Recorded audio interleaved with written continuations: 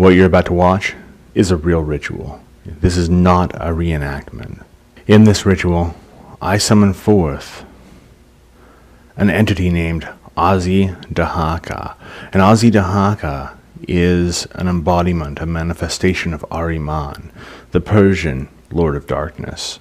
I want to warn you not to attempt this ritual that you're about to watch unless you have disciplined yourself in the art of calling forth entities as powerful as this.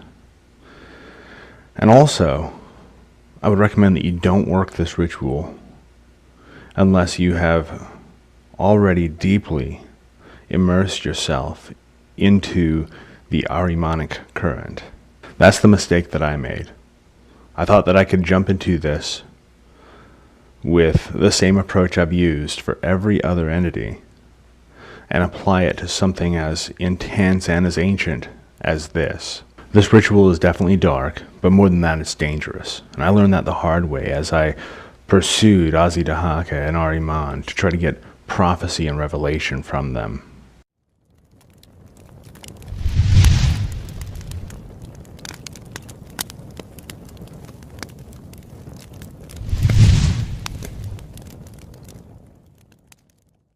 A few months ago, I performed a ritual of evocation from the triangular grimoire of Saint Germain.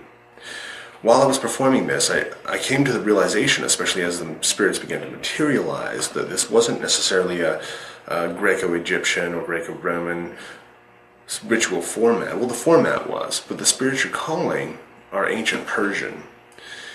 And beyond the Middle Eastern Islamic influence, beyond Muhammad, even beyond Zoroaster.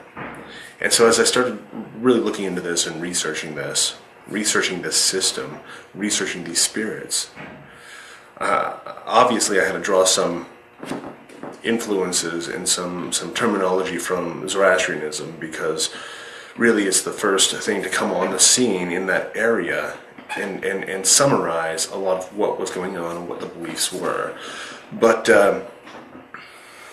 But there was a wealth of pagan spirituality and pagan magic that was going on in Persia, in the Middle East, in ages past. And they drew a lot from Hinduism, interestingly. But there was also a lot of really unique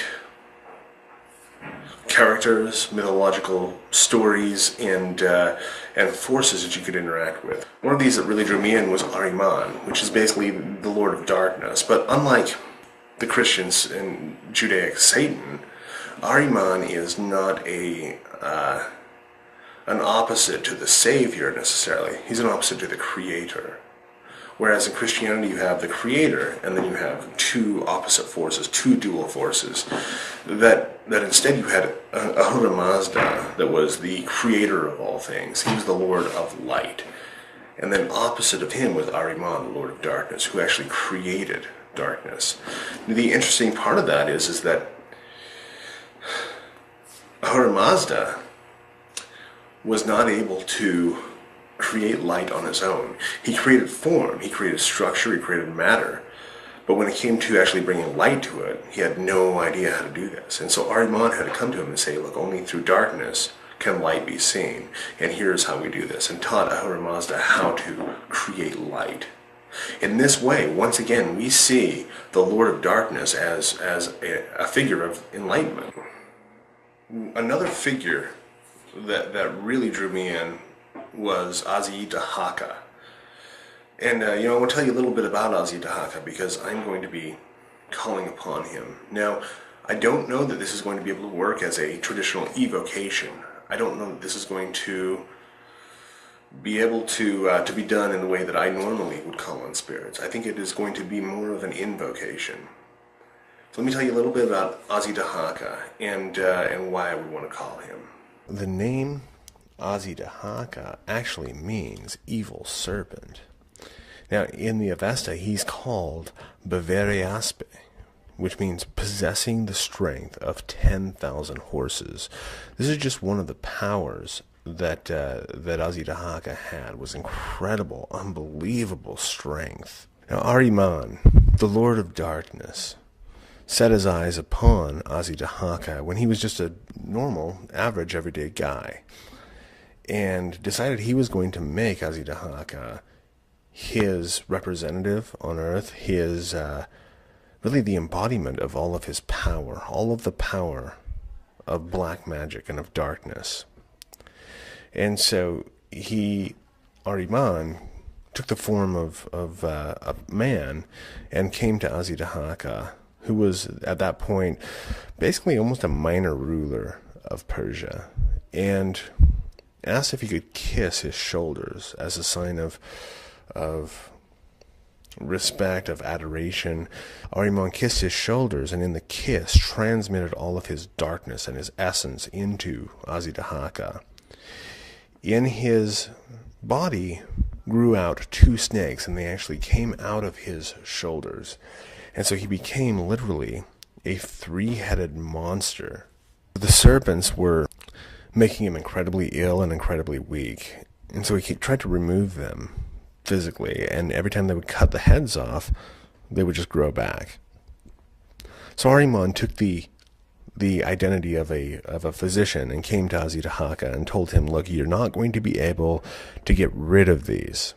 It's inside you, and it's going to be inside you forever. You can continue to fight, and it's going to continue to weaken you. Or you can learn to live in symbiosis with the serpents. And what they're going to require is human sacrifice and cannibalism. And if you can do this and give them what they want, they will not only stop hurting you, but you're going to learn how to have their power. You're going to learn how to become one with them. In essence, becoming one with Ahriman. This is really the secret of possession, is to learn how to be in complete cooperation with those things that surround you and are within you and that you've called inside of yourself. And that is when they actually are able to empower you. Learning how to do so, living in complete symbiosis with these serpents, Dahaka became the most powerful sorcerer in history. He ruled Persia for 1,000 years. His lifespan was unending. People who tried to assassinate him found that insects and scorpions and locusts would spill out of his body, carrying disease with them. And so as he was attacked,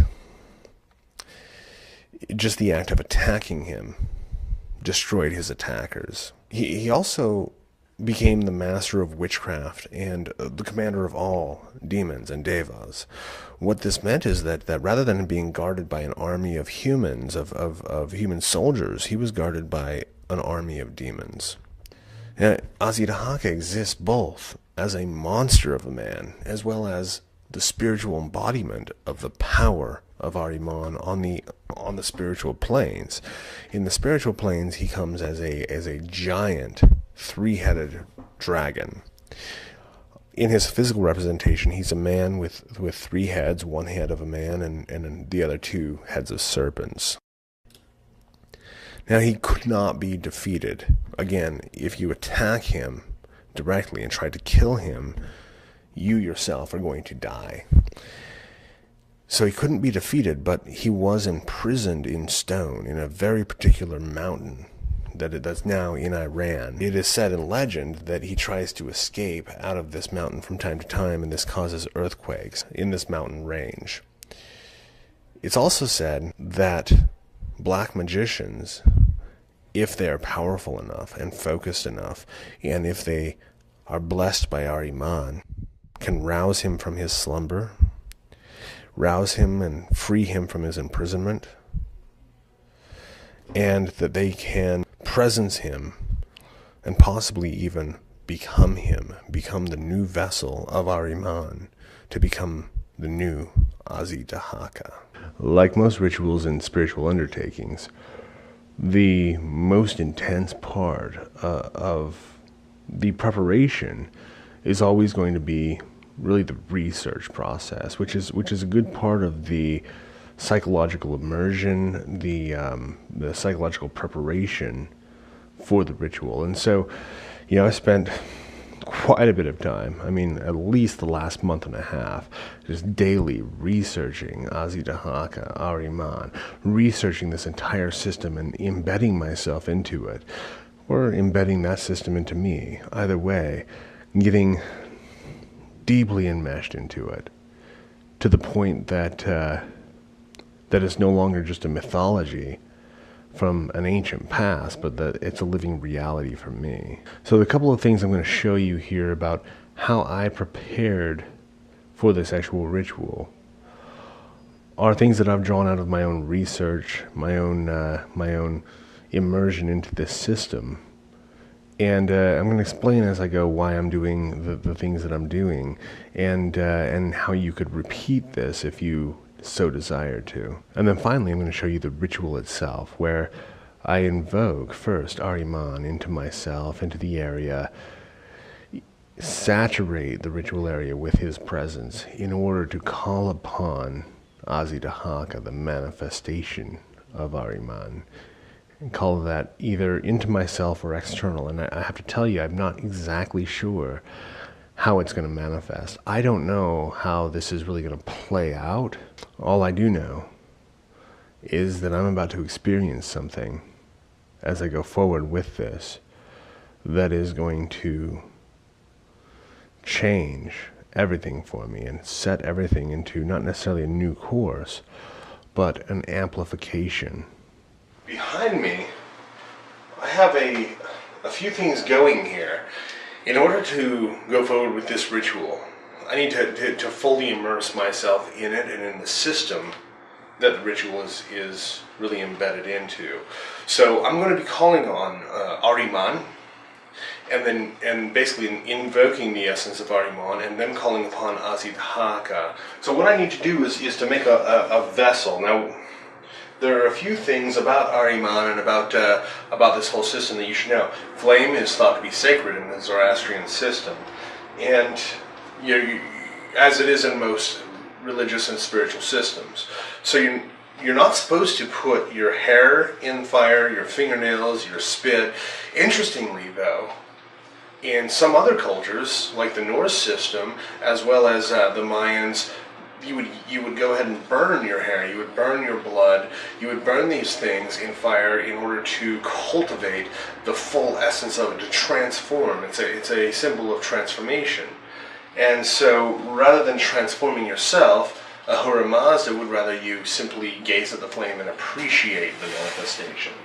I'm going to turn my heat down a bit. So, I need to create a vessel that is going to hold all of the essence of Ahriman, so that when I activate it, this will actually act as a storehouse for that evil essence. What I'm doing is melting wax here on my stovetop, so I can create with that wax a candle. And I have some items in this vessel that I'm going to use, and this actually was passed to me basically by somebody who just intuitively thought that I should have this particular piece of wood, this particular vase. And so I'm going to go ahead and fill it with the wax, but I've also collected some grave dirt. I've collected some feathers. And now the grave dirt I actually got from the grave of a witch here in the local area. I also have feathers of different birds that hearken to the left-hand path essence. And so I'm going to mix all of this in here, and I've got a few other things. When you make this, you need to make it your own. Let the spirits dictate what you should put in there. I've got this boiling here, and the wax is just about melted. And then I'm going to mix all of these other elements in with it. And I'm using just a block of wax that I'm melting on a double boiler, and then I'm going to dye it cranberry color of blood, a dark red color, and it actually is quite a bit like the color of blood itself, and that's going to be pretty potent. You can also scent this, so you can put a scent in it. I decided not to because I'm going to use this for so many different things. This candle is going to last me a while. This is going to be the vessel that's going to last me quite a while. Now, so I don't want to put like sandalwood in it and then mess up the you know, a ritual that I'm going to use where sandalwood maybe isn't the scent that's called for. So I've got that melting pretty good. I'm going to probably want to add a bit more wax to it. I just went ahead and picked all of this up from the craft store. Now, I also have in here different insects, specifically spiders, cockroaches. You want to collect these insects that will represent that almost creepy, scary, yet at the same time intriguing essence. All right. And I'm filling that up with the wax. You know, I shouldn't need a whole lot more, maybe just a bit. There we go. I'll let that melt, and that's melting pretty fast because the process has already begun. The process of that just melting away has begun. Now this is going to cool, obviously, and as it cools, that wick is going to just stand right up. So I've got the wick sticking out of the vessel, and as it starts to solidify, I'll hold it and kind of position it a bit better so it'll do what I want it to do, is harden up and have the wick right up in the center. Already this is I can feel the essence of what I'm doing because I'm immersing myself in it. And this is really what this is fulfilling, is the preparatory immersion.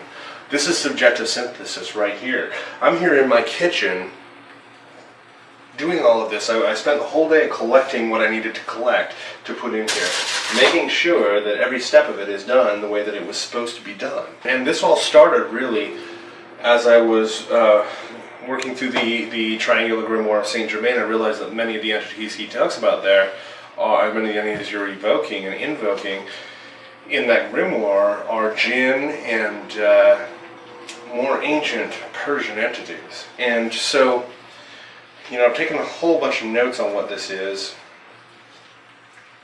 and what this is doing. And as all of this comes together, like I said, I can definitely feel that what I'm doing is having the effect that I'm hoping for. And so there we go.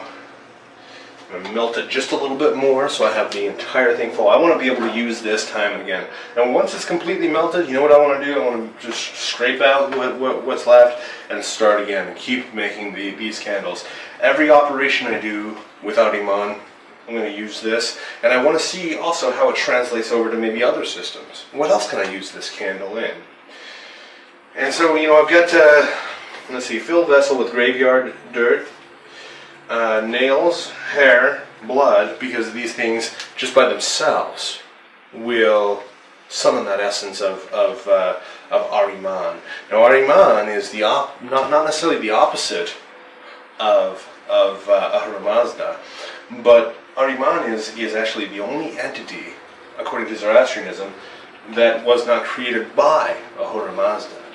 Meaning he's the only entity, the only thing in existence that is free, that's not bound to ordered reality, but is outside of it, and therefore can affect it. Now, because I'm getting close to the end, I am going to go ahead and give an offering of blood to this. This will be the final piece of the entire thing, is to give my blood. And this is a very sharp knife. This is a Winchester hunting knife that I've actually used in deer hunt, elk hunt. There we go. Some blood flowing there. And once again, this is fulfilling subjective synthesis. This is fulfilling being able to put myself fully into that system, and you can feel yourself changing, and you can feel your outside world changing as you do this. You can feel the essence of Ahriman coming forth. And perfect, beautiful. Alrighty. Go ahead and wash this out. You know, it's okay, so I'm going to drip my blood into the candle.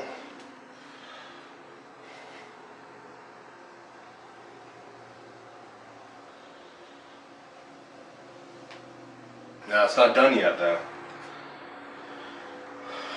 A good part of a lot of the rites that I'm working on lately involve a lot of mantra and recitation of incantations, and this is definitely one of them. And so I'm going to go ahead and charge this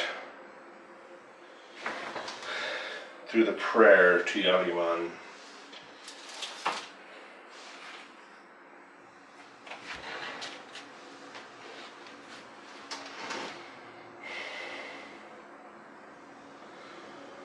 Ahriman Ihavale, Ahriman Ihavale, Ahriman Ihavale, Ahriman Ihavale, Ahriman Yasno Ami, Ahriman Yasno Dragventam, Ham Rethwa Duzdam. Ahriman Ihavare, Ahriman Yasno Ami, Ahriman Yasno Drekvantem, Ahriman Rethwa Duzdam, Ahriman Ihavare, Ahriman Yasno Ami, Ahriman Yasno Drekvantem, Ham Rethwa Duzdam.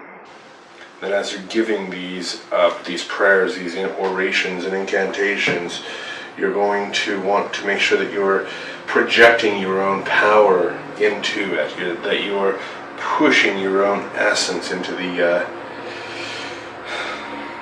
candle, and as you do so, it'll double with the essence of Ahriman that you've summoned.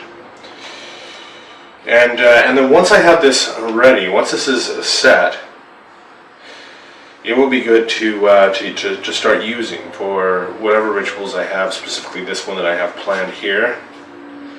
And when you do so, when you light this, you're going to take a piece of your hair and burn it in the flame.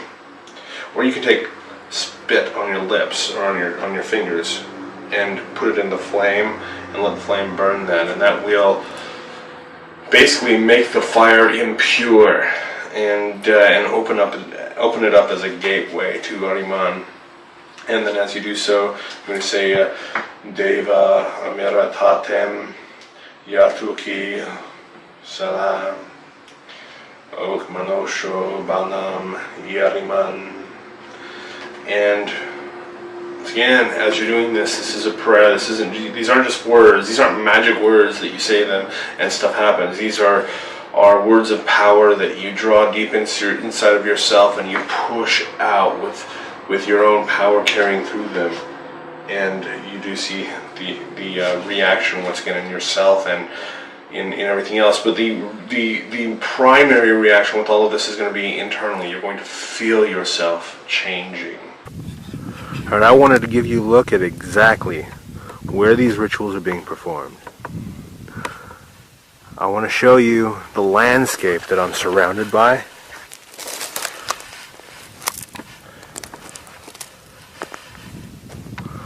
I am out in the middle of absolutely nowhere.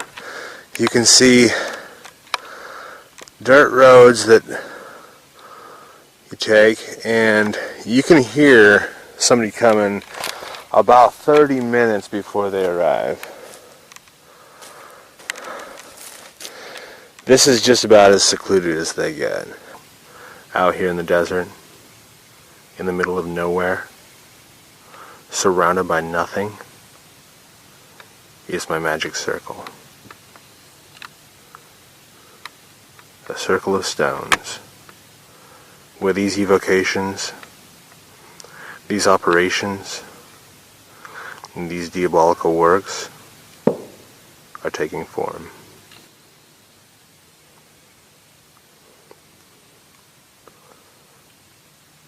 Out in the middle of nowhere. Now you're about to watch the actual ritual itself. I want to tell you first off that this ritual did not go as planned. I went through all the right motions. I did everything that was supposed to be done. But Ahriman and Dahaka turned the tables of this ritual in a way that no magician ever wants to have happen. And this has only happened to me a few times in my entire career as a practicing occultist. Each time, it's terrified me and it's led me to new levels of my own development. Now you notice that I have torches around the circle, and I desecrate the flame of each torch by pulling hair out and burning it in the flame. This is a extreme disrespect in Zoroastrianism. And this is how you open up the flame as a gateway to Ahriman. As I do this, I'm also calling out to 9 devas, or archdemons, the 9 most powerful forces and creations of Ahriman. I call out to them and pull them to me. You'll also notice throughout this ritual, at least through most of the invocations that are going on, a looped incantation, a looped prayer. And this prayer, this incantation, is an ancient incantation to Ahriman, to invoke him, to invoke his essence, to call upon his blessings and his curses. Now I actually had this mantra, this incantation, this prayer, playing on a loop while I was performing the ritual. I had portable speakers that hooked up to a simple MP3 player that I had right outside of the circle. And so I was hearing this repetition of this prayer over and over and over as I'm doing all of my rituals, all of my internal focus and pulling of these powers. And I do want to warn you, what you're about to see, once again, got completely out of my control.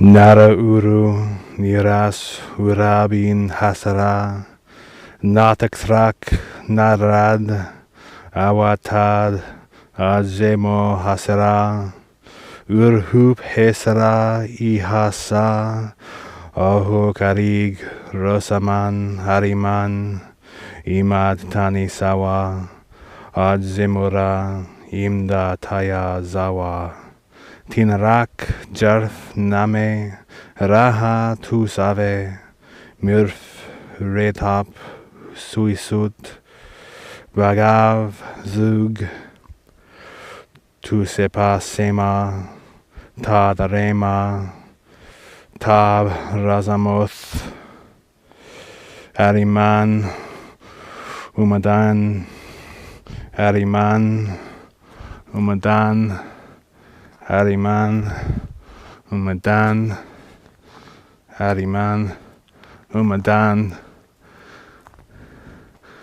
I desecrate the flame. Niras, Urab, in Hasara, Natakrak, Nara. Man, Ahriman, Man, Ahriman, Ahriman, Umdahan. Ahriman, Ahriman, Umadan, Ahriman, Umadan, Ahriman, Umadan, Ahriman, Umadan, Ahriman, Umadan, Ahriman, Umadan, Ahriman, Umadan, Ahriman, Umadan,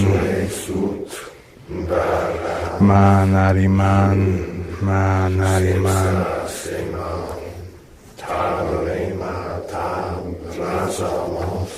Nara uru, niras, urab,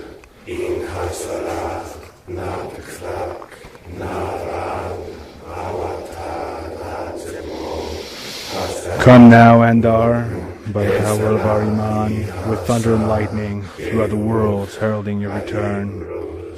Come, Andar, come, Andar.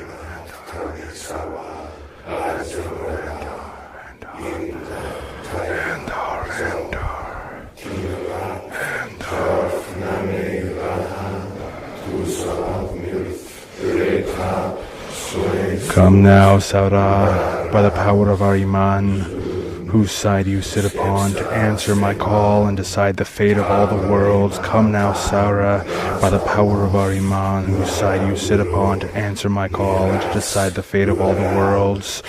Come now, Saurah. Come now, Saurah. Saurah,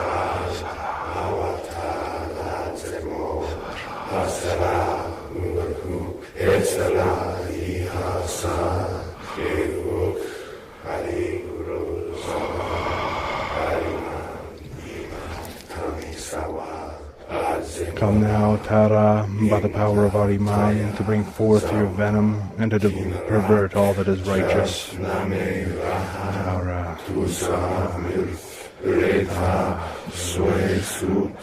Tara, Tara, come now, Tara.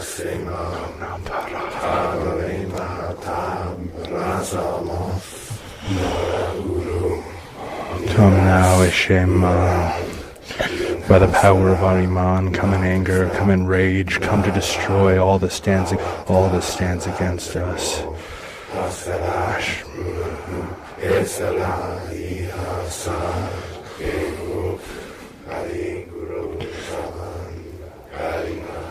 Come now, Akatosha, by the power of our Iman, rise up from Erazura, the gates of hell, to grant me knowledge of the unknowable. Come now, Akatosha, come now, Akatosha, come now, Akatosha. Come now, Gaithya, by the power of our Iman, to sow discontent and to rouse your armies amongst men. Come now, Gaithya, by the power of our Iman, to sow discontent and to rouse armies amongst men. Come now. Now, Gaithya,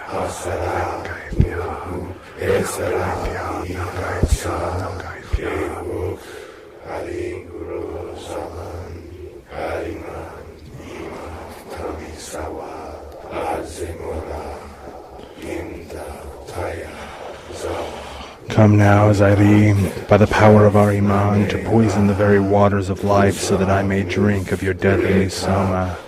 Bring me your Nisama, Zairi. Bring me your power. Bring me your strength.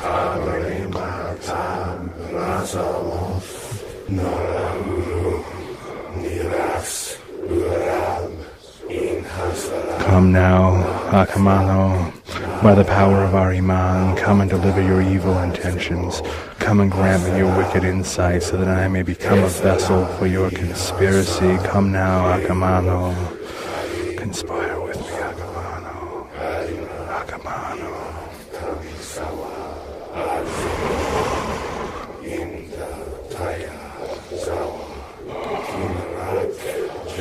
Come now, Yatus, by the power of our Iman, come forth from the mouth of hell, even from Aurazura, and enter me, fill me, and become me, Yatus.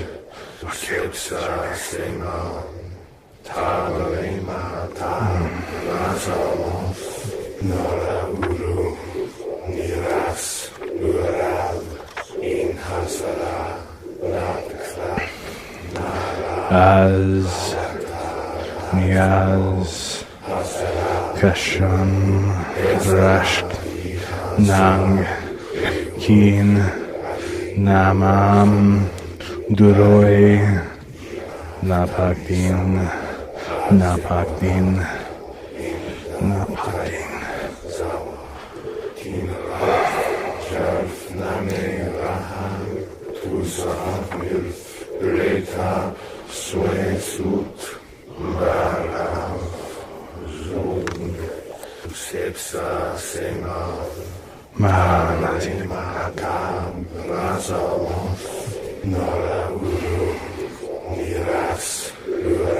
Asida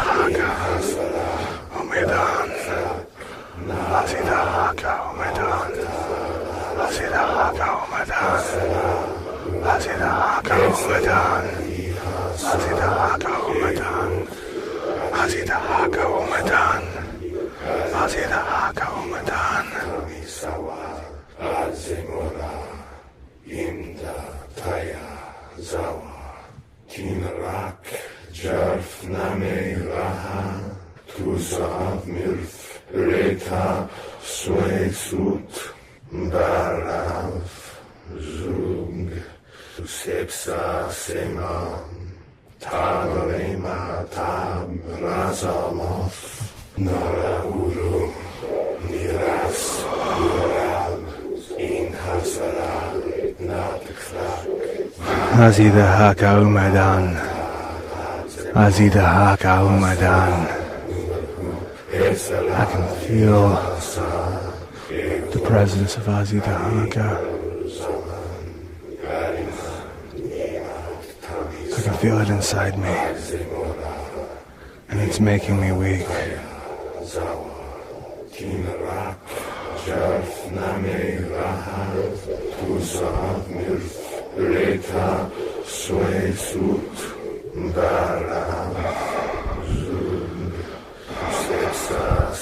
The only way out is through.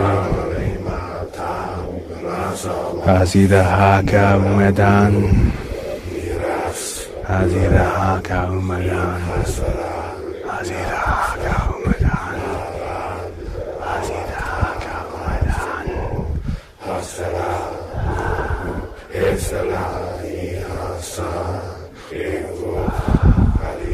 Feel them inside me and around me at the same time. Azi Dahaka, rise up from your ancient slumber. Azi Dahaka, break free from your imprisonment. Azi Dahaka, crumble stone and come to me.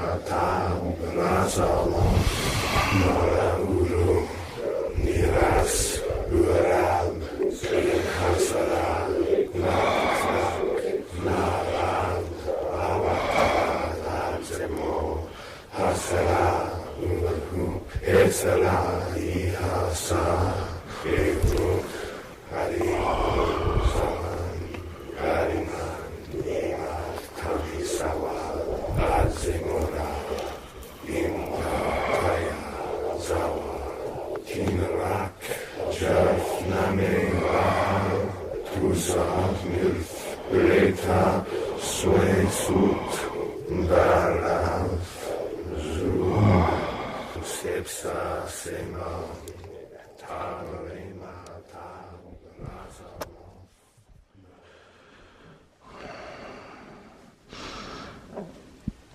Azi Dahaka.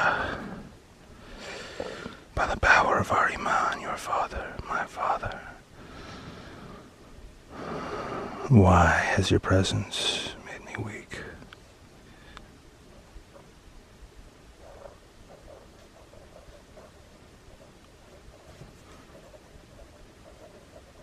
You have sacrificed nothing. You have given nothing. You have sacrificed nothing. You have sacrificed nothing.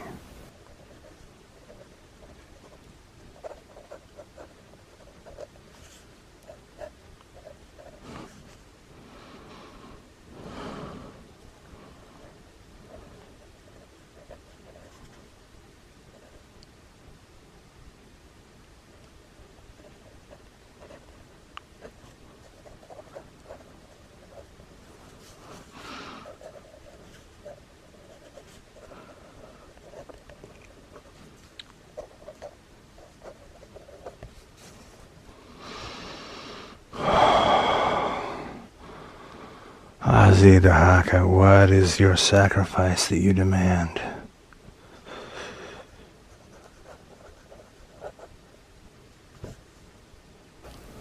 Blood, blood upon your altar, blood of a king or of a priest.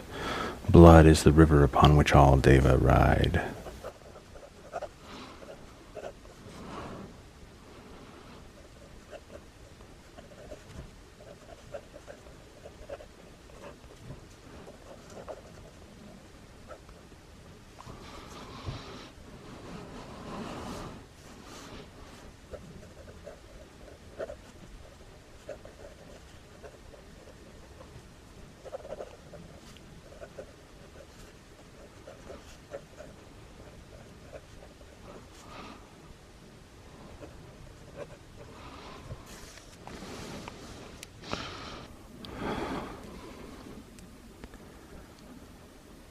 Azi Dahaka, are you indeed inside of me as it feels?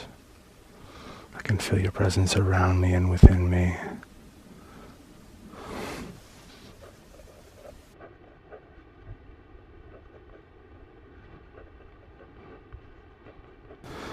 Both, I am both. I am the serpent and the shadow. I am the living and the never born. I am you and I am not you.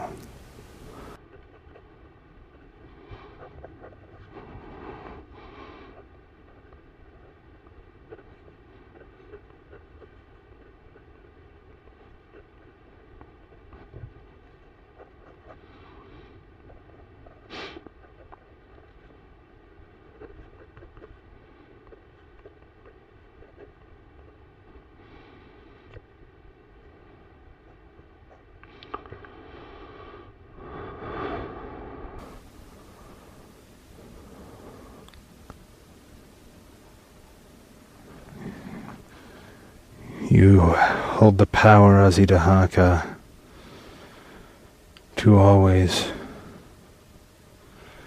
be the master of witchcraft, of dominion and destruction and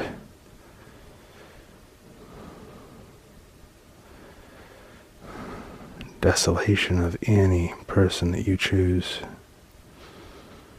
How may I master this?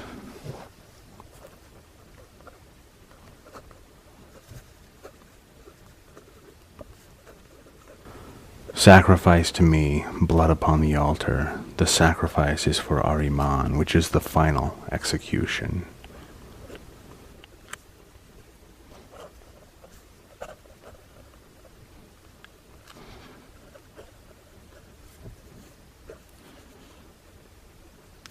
That doesn't really make sense. The final execution. It doesn't make sense.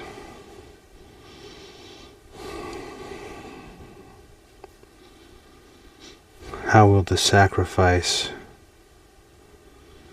aid my own development?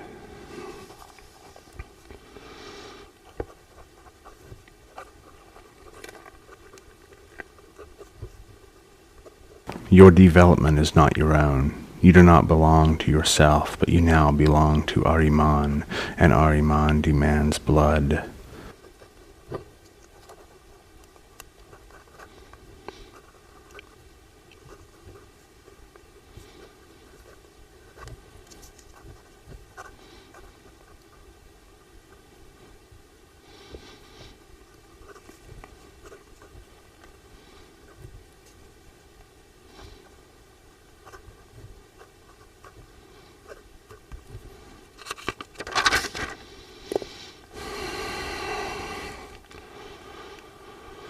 Azi Dahaka, I have given you as much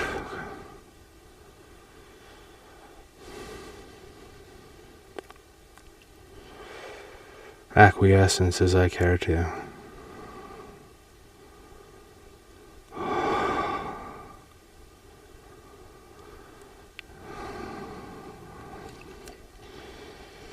I am Archelus. I have arisen.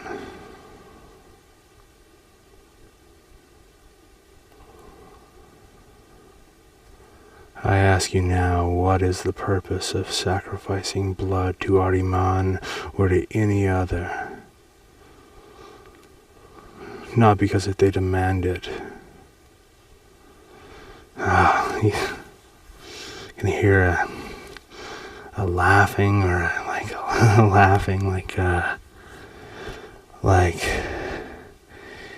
he. When you ask somebody a question and you want to get a specific answer, but it's not the standard answer, and they give you the right one, and you laugh. That's how he laughed.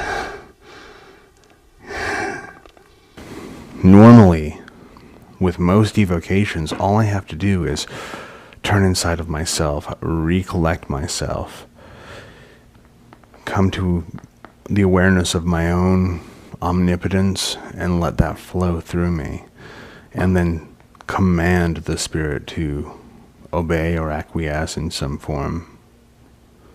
And I did this, and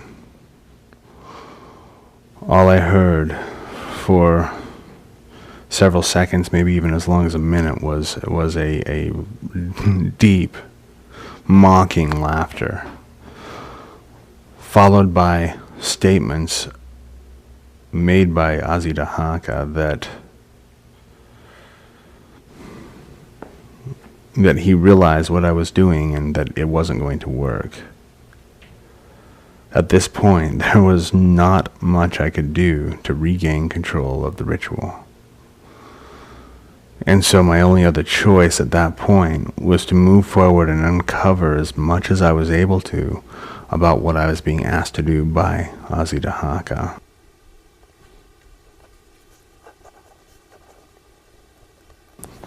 Blood is the river upon which all Deva ride. Sacrifice of blood will anchor the Druj and the Devas to this world, and if they are fed, they will serve you, as they serve me.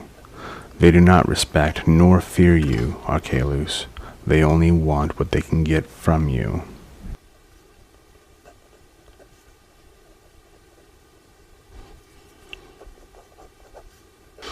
And so the sacrifice of blood will open a gateway, as you say, a river through which they can travel. What,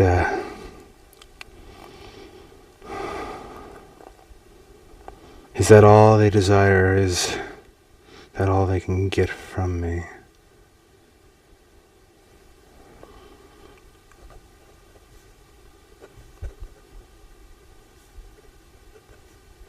They desire to serve Ahriman alone. Become closer to Ahriman, and you and Ahriman will not be different, and they will desire to serve you as they serve him. The first service is for self. The second service is for that which is awfully grander than the self.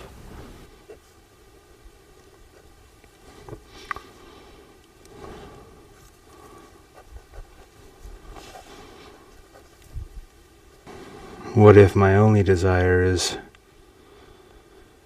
to serve myself? What if I feel that there is nothing greater than myself?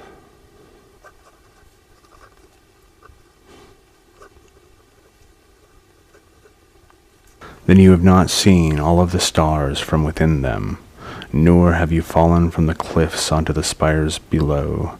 Else you would not imagine that you were greater than these things, and Ahriman is greater than them all.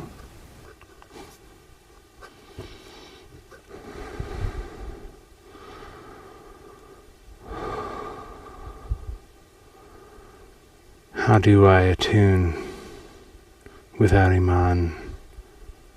How do I come to know Ahriman?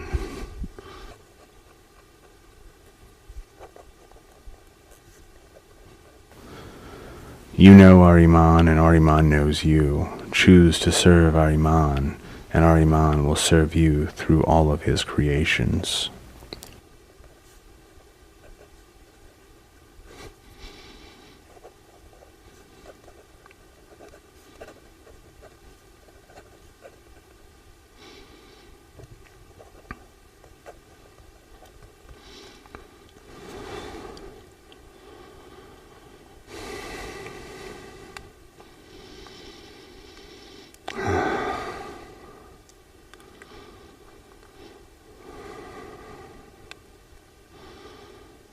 How is Ahriman served?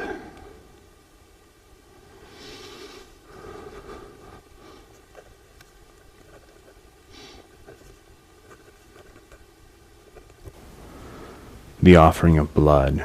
After that sacrifice is made, the rest will be revealed.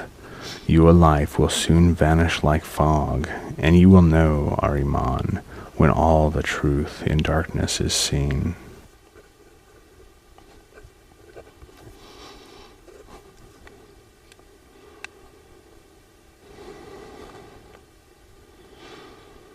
And finally, What becomes of the souls of those who serve Ahriman in this way?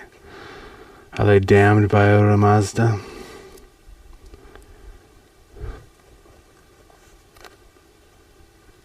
They were damned before birth if they have come to Ahriman. They are his creations, not the forms of Ahura Mazda.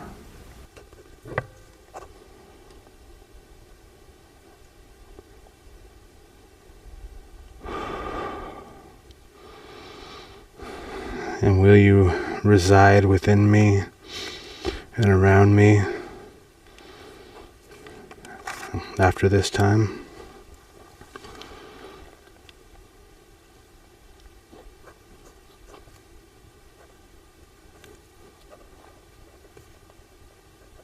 I have been inside you all along, and I will remain. You call me by many names, but my name is Dahaka. Will you take my name for your own?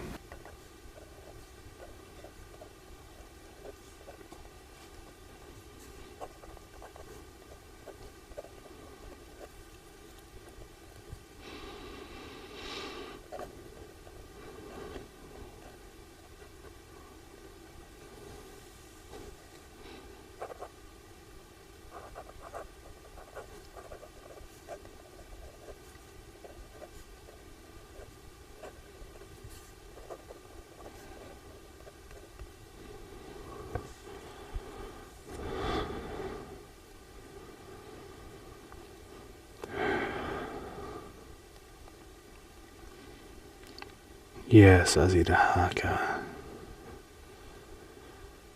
I will take your name for my own, and I will serve Ahriman for a time. But I will test and prove all things. The transformation is underway, and it cannot be stopped.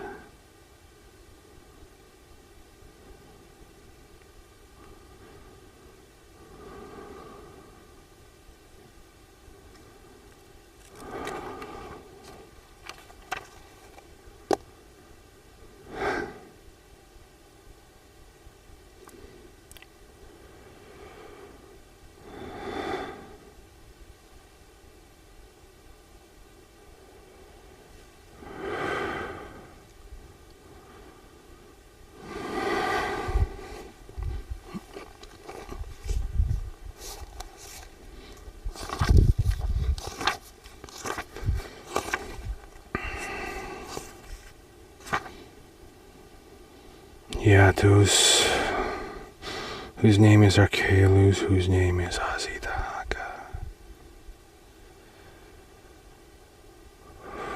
Go now, go into the shadows, go.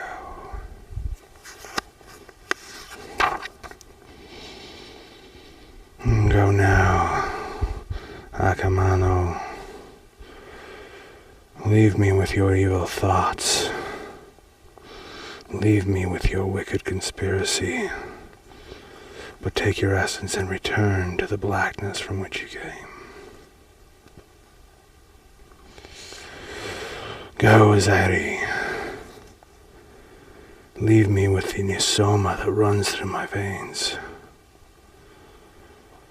Leave me with your wisdom, but depart this place now. Now, Ngaithia, leave me with discontent. Leave me with the ability to never have had enough. But go now from this place.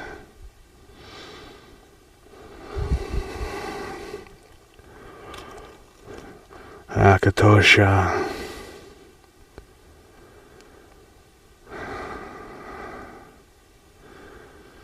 Leave me with a twisted mind. Leave me with the perverted thoughts. Leave me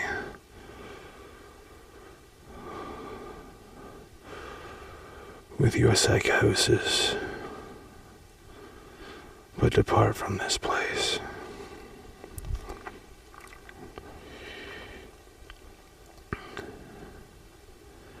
Eshma, leave me with your anger, leave me with your rage. Grant me your murderous spear, that I may strike down any who stand against me. Eshma, leave now from this place. Taru,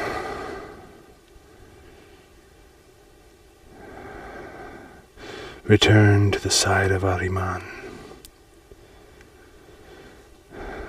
Leave me with your power to change the fate of nations. Leave me with your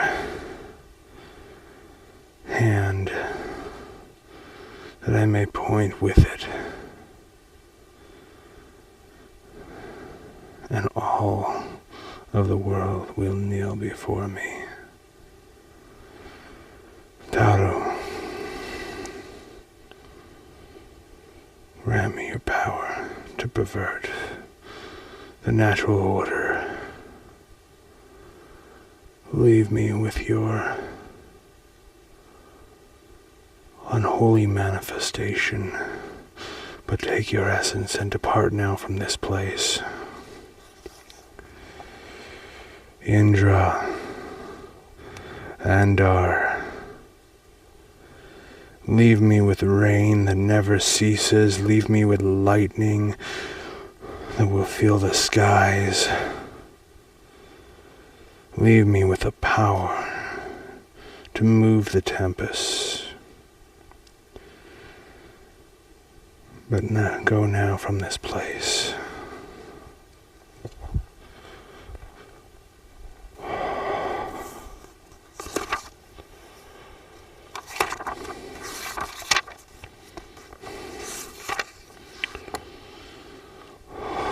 The gates of Al-Razura, the bottomless pit, the infernal world, the land of blackness, has opened up in this place.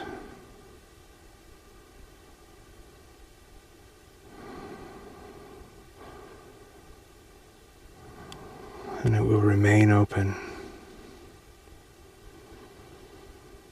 for all things of darkness to come into this world.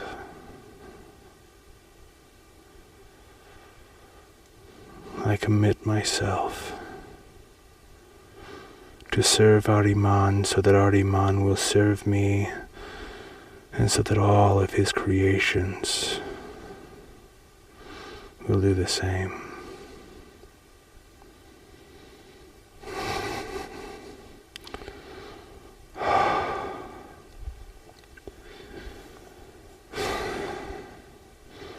And the Deva said unto me, You are a child walking amongst giants. Take care not to get stepped on, little one.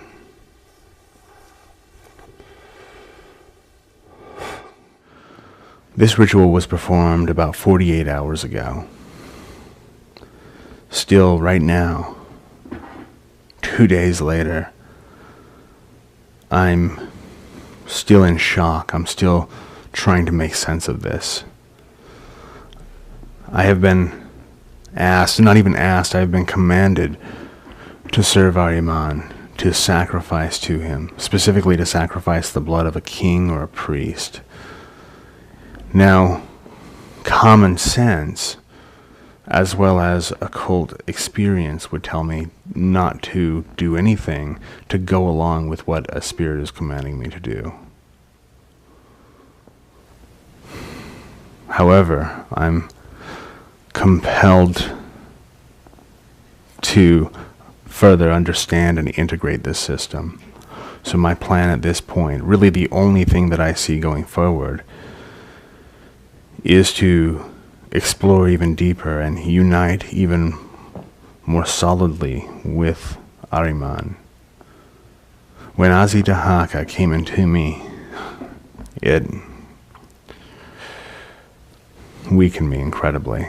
I mean, I collapsed next to the altar, and as you can see in the first part of the communication, before the communication with Dahaka actually begins, that am squatting next to the altar, and I kind of go out, I go away, I enter into some sort of trance. It felt like I was there for hours. I guess from the footage I was only there for less than a minute. And once I came out, I could feel a nausea and just a weakness throughout my entire being. And this has endured for 48 hours. I mean, I've put myself into harm's way, and at this point I would have to say I have likely been harmed in some way by this. Dahaka asked, as his last question to me, his last anything that he said to me in this ritual was, will you take my name for yourself? There was also the fact that rather than materializing before me, that Dahaka materialized within me, took possession of me. And so I feel like I'm undergoing almost a transmutation into Dahaka, which is the embodiment of Ahriman. And like Dahaka, I have a couple options. I can either let this devour me and wither me away, or I can learn how to unite with this force, assimilate it, let it flow through me, and become a master of all of the powers of darkness, to even a greater degree than anything I've been able to learn up to this point. And it's interesting to me that this falls immediately before I am preparing the Mastering Black Magic Pathworking course. Because I haven't really thought about how I want to put that together. I haven't thought about what I want to include in that. But now I'm being called to a re-entry into extreme black magic from Ahriman himself. I do have another option, a third option, which is to focus my attention elsewhere and to pull enough of the divine light, enough of the white light, or even simply get on the middle path and enter into a complete non-attachment, and from that point be able to restore my strength and my sanity. But then I would be back where I started, rather than walking through and gaining something. I feel like the only way to really gain anything from this, rather than an awareness that I've been bested by one of the most ancient evils on this planet, that I can instead learn how to bring that into myself, assimilate it, make it a part of myself. And this is what Julius Evola taught. This is what the greatest evocators have taught, is you don't merely evoke just to be able to have a conversation, that you evoke in order to align your essence with the essence of that which you're calling, and eventually to become it. And that's the act of constrainment. That's the act of dominating the spirit, is really releasing yourself to it, just enough to gain enough familiarity to assimilate it and control it within your own self. So I'm sure this isn't the last that you've heard from me on Ahriman or Dahaka. This is probably going to be an intense path working for me, and I'm sure that I'm going to take a lot of elements of what I learn, because I am mastering black magic to an even greater degree through this ritual and through the others that are going to follow on its heels. So a lot of this is going to be included in the next course, and I'm sure I'm going to have to bring you into any future evocations or invocations I do for this particular entity, because this is going to develop in ways that I think I can't even imagine at this point. I've given it a full week, 7 days, before I wanted to give you my kind of conclusion, my end results, my notes when everything's said and done. I thought that I could call up Dahaka and command him like you would any other entity. Now, even though that I knew that Dahaka is a manifestation of Ahriman, which is not so much an entity as it is a force, the force of darkness, of destruction, of change, and it doesn't respond in the same way that most entities will to evocation methods, which is why when he arose and spoke to me, I wasn't able to simply command him. There's a certain amount of immersion not only into the evocation and into the entity that needs to take place, but also into the system. And that was my big failure with this, is that I didn't integrate myself into the system heavily enough, deeply enough, to be able to call upon and command the powers of Ahriman.